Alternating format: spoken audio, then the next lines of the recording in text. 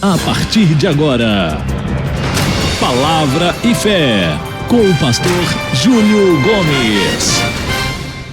Olha aí, galera, tudo bem? Nós nos encontramos hoje, como prometido, para estudarmos o último evangelho sinóptico, que é o evangelho de Lucas, e a gente já começa dando uma descrição desse evangelho, porque Lucas escreveu esse evangelho com base histórica. Ele fez uma pesquisa histórica sobre a vida de Jesus, e ele identifica reis, imperadores e oficiais, e o mais legal disso tudo, que a arqueologia comprova a exatidão dos relatos de Lucas.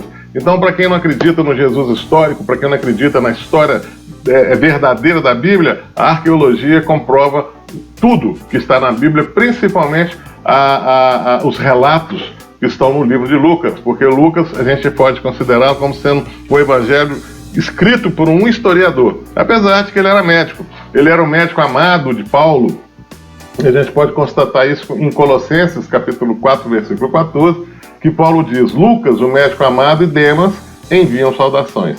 Então, Paulo estava escrevendo essa carta, estava terminando a carta, e cita o nome de Lucas, o médico amado, e de mais um colega de missão, que era Demas, né, que estava enviando saudações, aliás, ao povo de Colosso, ok? Ele era o fiel companheiro de Paulo. A gente consegue ver isso em 2 Timóteo, capítulo 4, versículo 11, que diz o seguinte: só Lucas está comigo. Traga Marcos com você, porque ele me é útil para o ministério.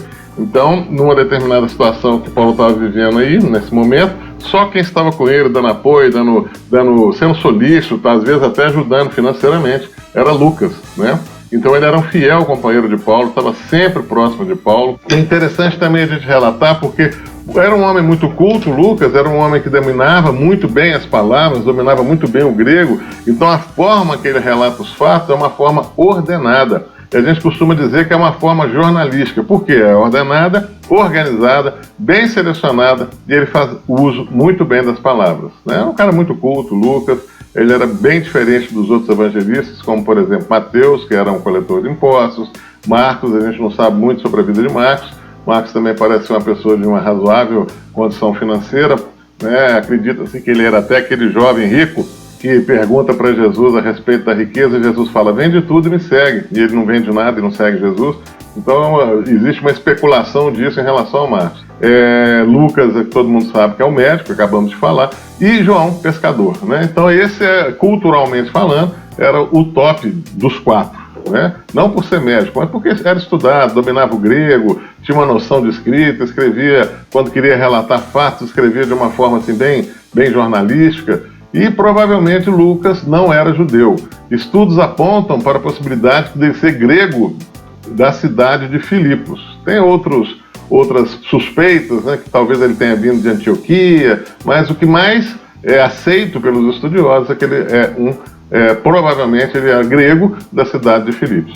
Ele relata o cristianismo em duas partes. A primeira parte, o Evangelho de Lucas, e a segunda parte, o Evangelho de Atos. O Atos, o próprio livro diz, né, Atos, ele vai mostrando o que os apóstolos fizeram depois que eles foram ungidos pela presença do Espírito Santo de Deus, e o quanto que eles honraram aquilo que Jesus pediu, né, para que eles fossem para os quatro cantos da terra, para que eles fossem até os confins da terra, pregar o Evangelho com poder e graça. E eles fizeram muito bem isso, e ele relata tudo isso no livro de Atos, ok? Seus escritos são dedicados à mesma pessoa, que era um romano, Teófilo, e as duas obras, tanto Lucas como Atos, mostram Deus realizando seu propósito na vida de Jesus e seus discípulos. E qual que era o propósito de Deus na vida de Jesus e de seus discípulos? Mostrar o poder de Deus aqui na Terra, mostrar que Deus é real, que Deus realmente se movimenta, Deus realmente muda as circunstâncias, transforma a realidade, transforma vidas. Isso é que era o propósito das duas obras de Lucas, tanto o Evangelho de Lucas quanto o Atos. É um evangelho que dá a descrição mais clara a respeito de Jesus ser humano. Isso aqui eu acho muito legal, que nós já até comentamos isso, né? Que Jesus é Deus que veio na forma humana, mostrando aos humanos que eles podem ser deuses, como está isso dito em Salmo 82:6. Sois deuses, sois filhos do Altíssimo. E em João 10:35, Jesus confirma isso, dizendo: a palavra que foi dirigida a vocês diz que vocês são deuses, e a palavra não pode falhar, a Escritura não pode falhar. Então Jesus veio na forma humana, sendo Deus, mostrando que os humanos podem viver de uma forma como deuses. Obviamente, Deus com letra minúscula, sem querer o lugar de Deus, aquele negócio todo, né? O Evangelho, a gente tem que entender para quem que eles foram escritos, né? Nós já vimos que Mateus escreveu para os judeus, então ele tem uma característica de escrita voltada para o povo judeu. Vimos que Marcos foi escrito para os romanos, então a característica da escrita de Marcos é uma escrita voltada para o povo romano, já estudamos isso, não vou entrar em detalhe novamente.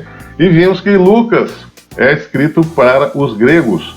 Então daí também a necessidade de ser um evangelho escrito por uma pessoa muito culta, porque os gregos realmente naquela época dominavam a cultura do mundo, então tinha que ser uma coisa bem feita, bem estruturada para chamar a atenção daquele povo, né? Ele apresenta Jesus como o perfeito homem divino. Por quê? Os gregos tinham como ideal o homem perfeito. Foi na Grécia que nasceu as Olimpíadas, foi na Grécia que eles cultuavam o corpo, né? Mais ou menos igual hoje, né? Esse pessoal que vai pra academia, bomba, fica todo fortinho, bonitinho, as mulheres também. Eu tô vendo mulher que tá mais forte que homem, tem mulher que eu não encaro na rua, pelo amor de Deus. Se ela quiser bater, eu saio correndo. Não quero nem conversar, porque eu brigar, não brigo com ninguém, nem com homem, nem com mulher. Mas se ela for me encarar, eu saio correndo. Então, né? Tão massa, de tão corpo bem definido que a mulher tem. Não tô criticando, eu particularmente acho até muito bonito, mas eu tô falando que é uma coisa muito semelhante com o nosso tempo de hoje, né? Aquele ideal do corpo, o homem perfeito e tal, né? Mateus, já vimos que Mateus destaca a realeza de Jesus, é Jesus o rei dos judeus. Marcos destaca o poder do servo de Deus, né? Então Marcos vê Jesus como um servo que era filho, não um servo que serve, sim um filho que serve, né? E Lucas vê Jesus como homem-deus que transforma vidas. E nós somos hoje esse homem-deus que transforma vida. Por quê? Habita em nós o Espírito Santo de Deus. E também a nossa oração, a gente vai ver muito isso no livro que foi escrito por mim, que é o Níveis da Oração. Na nossa oração também a gente deve orar dessa forma, como um homem-deus. Eu não vou falar agora, vou deixar como cena dos próximos capítulos, o livro Níveis de Oração, que ensina essa postura de homem-deus na oração. Ele relata muitos milagres de cura. Ele é médico. O que chamava a atenção dele era o quê? As doenças. Principalmente, além das doenças, a forma que Jesus curava, porque ele curava com remédio, com terapias da época, né? E Jesus não. Jesus curava com toque, curava com lama, curava cuspindo. Jesus curava, né? Com o poder que ele tinha. Então ele relata muito, parece que isso impressionou muito Lucas, ele relata muito esses milagres. E ele destaca também muito a presença do reino de Deus em nós. Nós podemos ver isso no Evangelho de Lucas, capítulo 17, versículo 20 e 21, que diz o seguinte: respondeu-lhes, o reino de Deus não vem com aparência exterior, pois o reino de Deus está dentro de vós.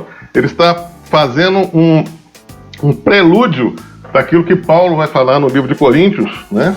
Que é o reino de Deus está dentro de vós, né? O reino de Deus, não, o Espírito Santo de Deus habita, vós sois templos do Espírito Santo de Deus. É o que Paulo diz no livro de Coríntios, capítulo 3, versículo 16, e capítulo 6, versículo 19. Acaso não sabeis que sois templo do Espírito Santo e que não vem de vós, vem de Deus? Lucas já relata um prelúdio disso, né? Porque Jesus nos dizia que o reino de Deus está dentro de nós, não está fora. Então quando a gente fala assim, buscai primeiro o reino de Deus e as outras coisas vos serão acrescentadas. Então busca esse reino de Deus dentro de você, com equilíbrio, com poder, com graça, com misericórdia, com empatia, ok? O livro de Lucas destaca o poder do homem diante do mal. Olha só. Eis que vos dou poder para pisar serpentes e escorpiões e toda a força do inimigo, e nada vos fará dano algum. Então a gente tem todo o poder sobre Satanás. Não é Satanás que tem poder sobre a gente. Pelo amor de Deus, enfia isso na sua cabeça.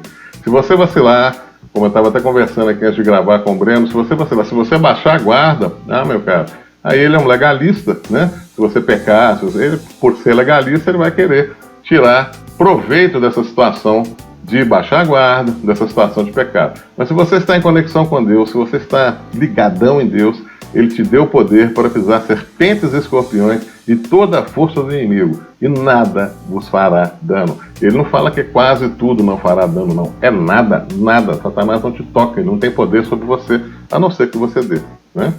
É isso aí, galera. Um evangelho muito simples, muito compacto também, não como o evangelho de Marcos, né? O evangelho de Marcos ganha de todos, né?